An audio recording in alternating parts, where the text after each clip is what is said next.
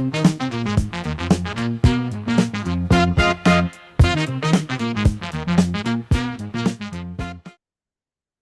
good morning, everyone. So good to see you guys. Happy Monday. It has been an incredible weekend, and I hope you all had a fabulous weekend as well.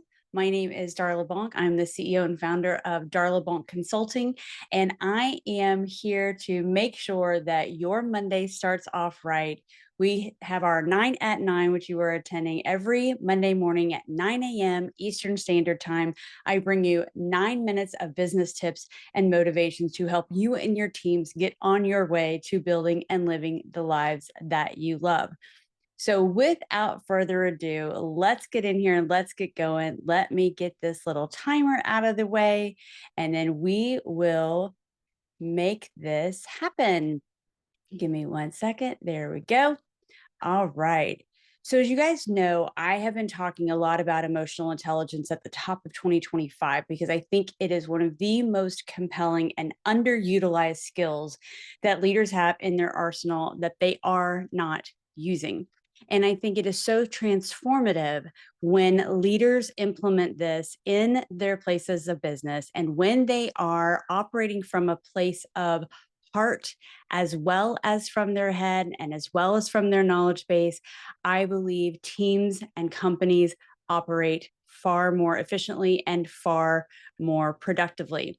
So I want to share some skills with you all that you can take back into your companies and organizations immediately to be able to have leverage and to be able to have an opportunity to move the needle in your business.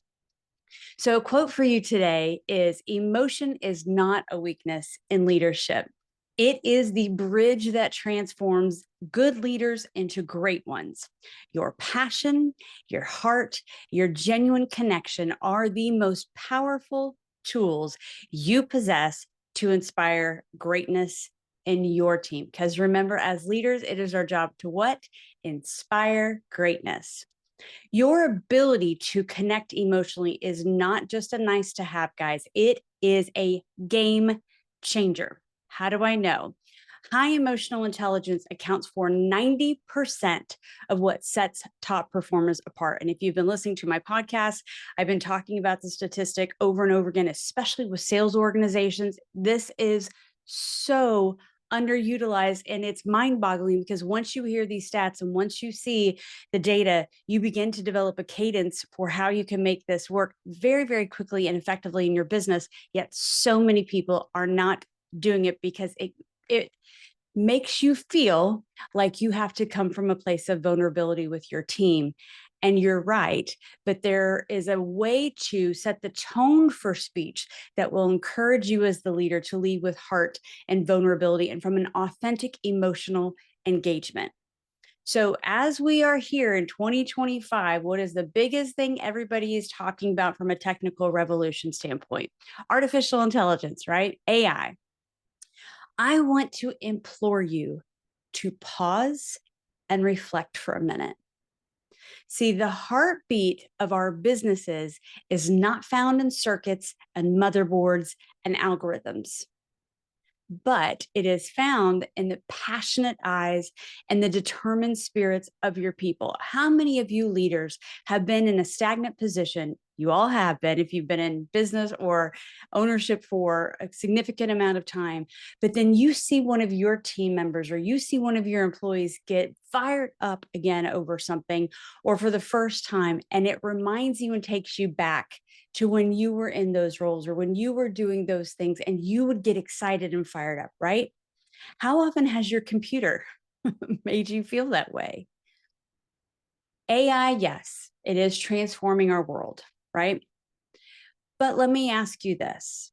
When was the last time that you felt a surge of pride watching machine complete a task?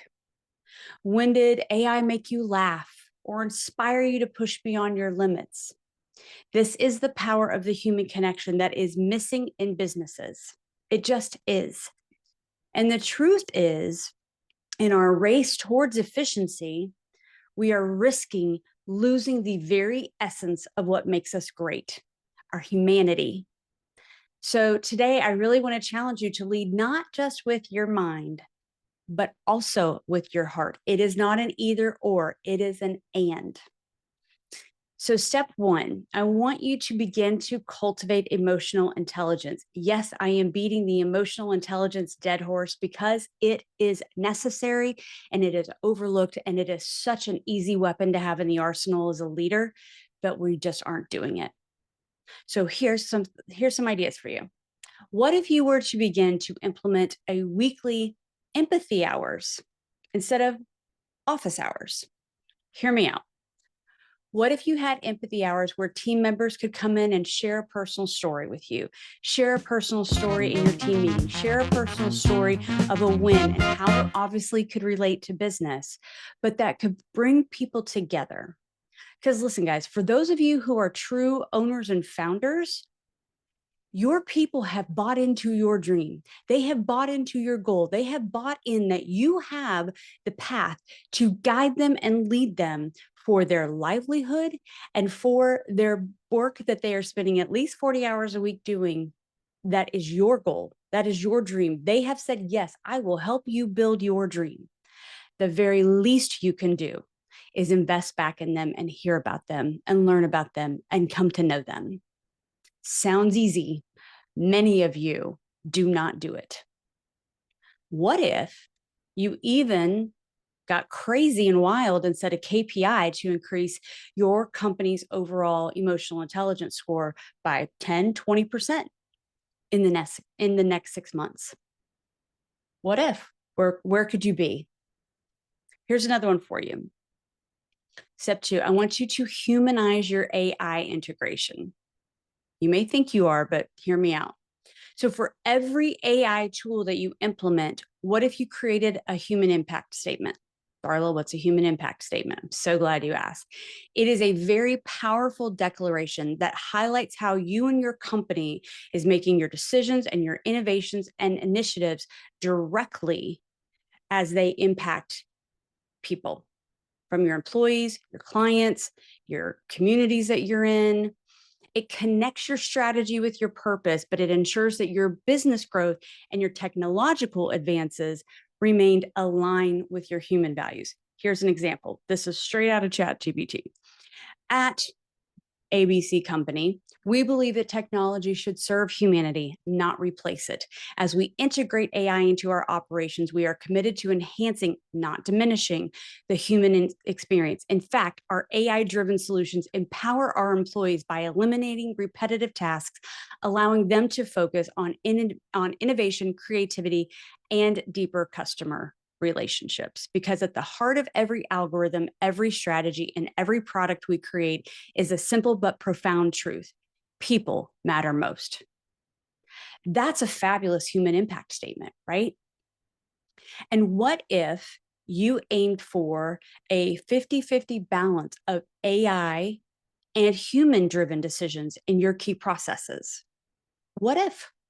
Step 3, prioritize your face-to-face connections. What if you were to mandate a tech-free Tuesday? Maybe you bring all of your staff in-house, for those of you who still do hybrid, and you have in-person brainstorming and relationship building. No phones, no computers, innovation off of each other. What if you set a goal to increase meaningful employee interactions by 30% quarter over quarter? And then what if you had a way to visually capture that and share that as a way to promote your hiring practices in the future by the innovation you have and the balance you have between AI and the human innovation, right? Step 4, celebrate human creativity. What if you launched a human innovation fund? So let's say you have 10% of any AI-driven initiative that brings you savings. 10% of that would go into employee-led projects.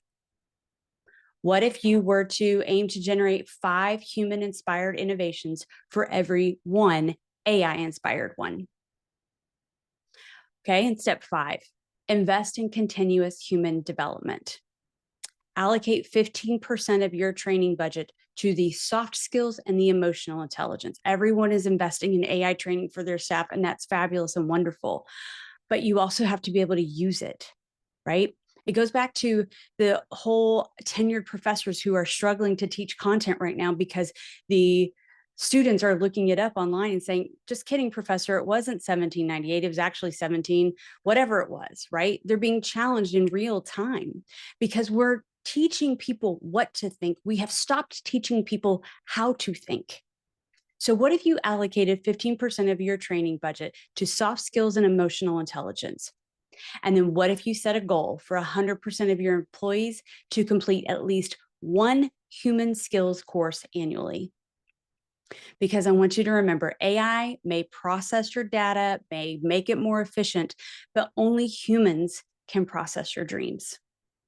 Only humans can inspire. Only humans can empathize, and only humans can truly connect. So, as we get ready to close today, I want to challenge you to make your next leadership decision not based on data alone, but on the beating hearts of your team. The future is human. How well are you leading it? All right, guys, that is 9 minutes of motivation on Monday morning. I will see you guys right back here next Monday. Join me over on my website at www.darlabonk.com or on my YouTube channel, and you can learn more about the exciting things happening in our business, including the mastermind we have starting on March 1st. See you later.